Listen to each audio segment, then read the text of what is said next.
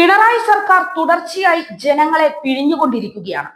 വൈദ്യുതി നിരക്ക് കൂട്ടിയ നടപടി തികഞ്ഞ പിടിപ്പുകേടും ധിക്കാരവും തന്നെയാണ്.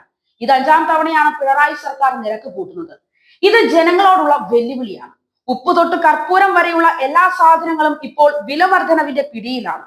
വൈദ്യുതി നിരക്ക് വർധന ജനജീവിതം കൂടുതൽ ദുസ്സഹമാക്കും. പിണറായിയുടെ ഭരണത്തിൽ ജനം പൊറുതിമുട്ടിയിരിക്കുകയാണ്. നിരക്ക് കൂട്ടിയ നടപടി അടിയന്തരമായി റദ്ദാക്കണമെന്നുള്ള ആവശ്യമാണ് ഉയർന്നു വരുന്നത്. വൈദ്യുതി നിരക്ക് വീണ്ടും വർദ്ധിപ്പിച്ച സർക്കാർ നടപടി ജനങ്ങളോടുള്ള വെല്ലുവിളിയും പകൽ കൊള്ളയുമാണ്. കഴിഞ്ഞ വർഷം 20 പൈസയും അതിനു മുമ്പത്തെ വർഷം 25 പൈസയും വർദ്ധിപ്പിച്ചിരുന്നു.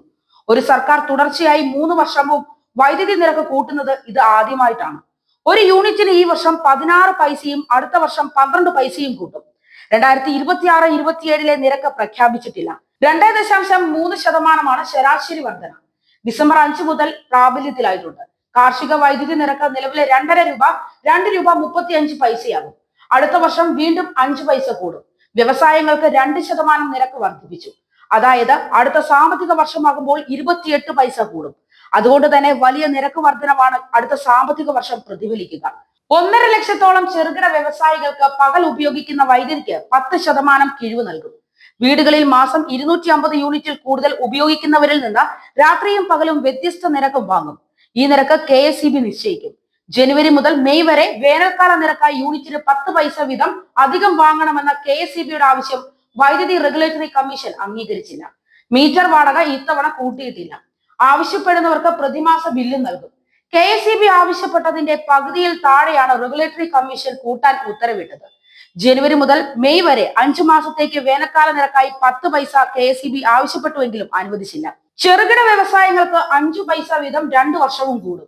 വൻകിട വ്യവസായങ്ങൾക്ക് ഈ വർഷം 10 പൈസയും അടുത്ത വർഷം 5 പൈസയും കൂടും. വീടുകളിൽ വിവിധ സ്ലാബുകളിലെ വർധന 15 പൈസ മുതൽ 25 പൈസ വരെയാണ്.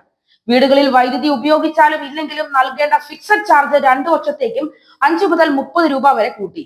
ഇത് ചെറുകിട വാണിജ്യ സ്ഥാപനങ്ങൾക്ക് കൂടില്ല. പെട്ടിക്കടകൾക്ക് 5 പൈസ കൂടും. ഈ വർഷത്തെ നിരക്കുകൾ 2025 മാർച്ച് 31 വരെയാണ് ബാധകം.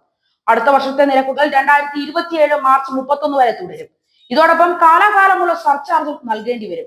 ഡിസംബറിൽ ഇത് യൂണിറ്റിന് 15 പൈസയാണ്. മീറ്റർ വാടക കൂട്ടില്ല. സോളാർ വൈദ്യുതി ഉൽപ്പാദിച്ച് ഉപയോഗിക്കുന്നവരുടെ നിരക്കുകളിൽ മാറ്റം വരുത്തില്ല. ഉൽപാദകർ രാത്രിയിൽ ഉപയോഗിക്കുന്ന വൈദ്യുതിക്ക് കൂടിയ നിരക്ക് കണക്കാക്കണമെന്ന ആവശ്യവും തള്ളിയിട്ടുണ്ട്. വൈദ്യുതി വാഹനങ്ങളുടെ ചാർജിംഗ് സ്റ്റേഷനുകളുടെ ഡിമാൻഡ് ചാർജ് ഒഴിവാക്കി. ചാർജിംഗ് നിരക്ക് കുറയുമെന്ന് പ്രതീക്ഷ വെച്ചാണിത്. വീടുകളിലെ വൈദ്യുതി ബില്ലിൽ 2 മാസത്തിൽ ഒരിക്കൽ ഏകദേശം 14 രൂപ മുതൽ 300 രൂപ വരെ വർധനവുണ്ടാവും.